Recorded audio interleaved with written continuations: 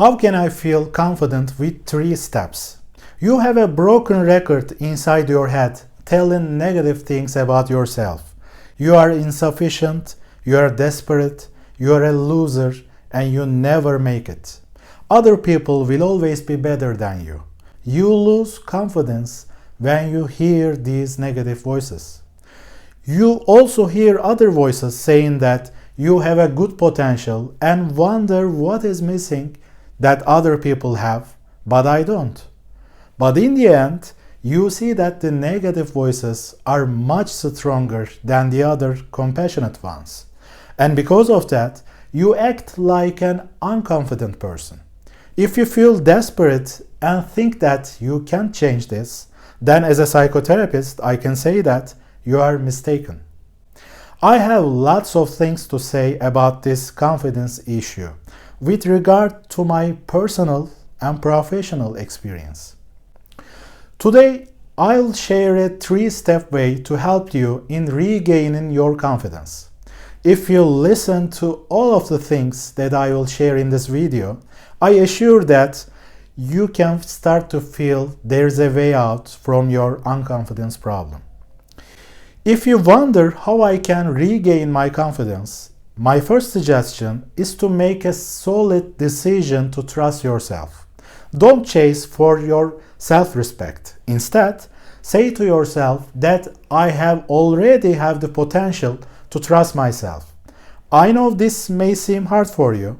Let me clarify.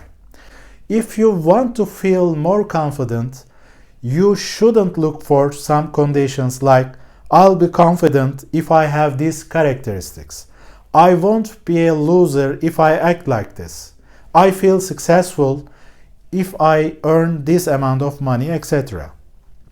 Of course, these conditions can make you feel your confidence more intensely, but you need to trust yourself right now.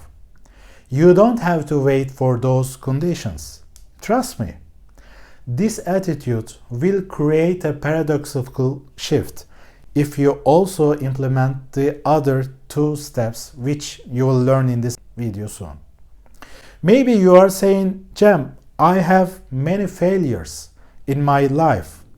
How can I trust myself? How can I feel confident? Having failures doesn't have to reduce your confidence. As I told you from my other videos, a failure is just a feedback. If you have lots of that, then it means you have lots of valuable feedback. When you fail at a job, disappointed in a project, you have lots of things to learn. At that point, you should learn whatever you need and implement those learnings. If you think of very successful and confident people, they have lots of failures. You know, they share their failures at many interviews. Without exception, all of those people have failed at many stages of their lives, but persistently looked for valuable feedback and implemented these learnings. If they would heavily rely on their sense of respect on some conditions, they would feel exhausted and unsuccessful. They may have lost their motivation for persistence. Successful and confident people have a growth mindset. They look for opportunities to grow. They trust their energy and abilities to be good students of life. When you decide to trust yourself no matter what, you choose to be a good student of life. The definition of a good student is not a person who always gets high degrees. A good student regularly follows lessons. A good student is curious to learn, asks questions, looks for new knowledge. A good student also has a sense of responsibility. Good students finish homework. You may oppose at this point. Maybe you are saying that I'm not a good student in life and can't be such a good student. It's very hard. I don't know how can I do that. How can I feel failures at feedback and learn from them?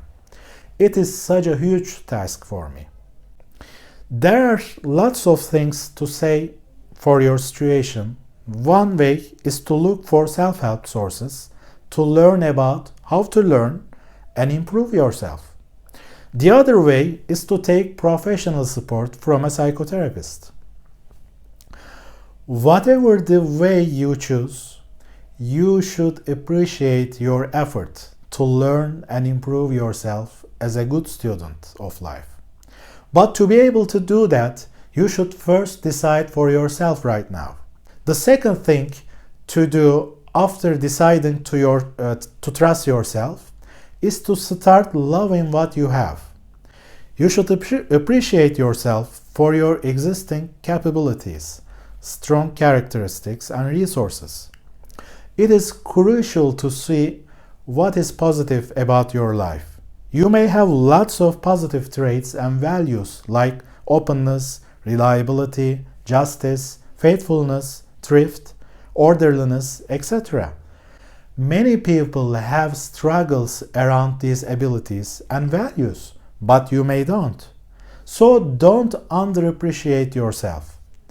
I suggest you to acquire a habit of regularly seeing your abilities and motivate yourself. Let's say you learn something valuable and implement it step by step in your relationships, job, and other life domains, and you get positive results. Then it is time to realize that you are a good student of life. Appreciate yourself because you did it. Think of a toddler who tries to learn to walk. You don't judge a toddler like how clumsy you are when she falls. Instead, you appreciate every step and encourage her about walking. I suggest you to behave like this to yourself. When you need respect, confidence, then generously give yourself that feeling. You are responsible for your self-respect. The third step to feel confident is changing what you have. When you decide to trust yourself, no matter what, begin to love what you have. Be a good student and start to improve what you have. There is a paradox here. When you accept what you have, improvement starts because you value those. If you truly love someone, you want them to grow.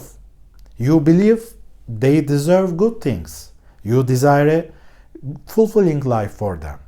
And you become supportive for this purpose. This is like being a parent. Ideally, parents love their children and wish for them the best. I feel the same for my daughters.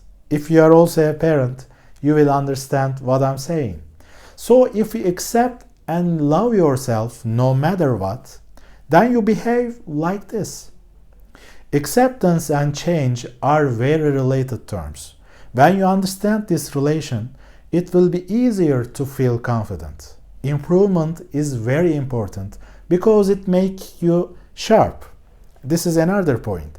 If you knew everything and couldn't find a thing to learn and improve, you would live a monotonous, meaningless, dry, and unhappy life. When you find something which makes you feel competent, you shouldn't criticize yourself and feel bad. Instead, you should feel happy because there is a new opportunity to grow, to feel alive. I'll make a self-disclosure here. I had severe self-confidence issues during my adolescent times.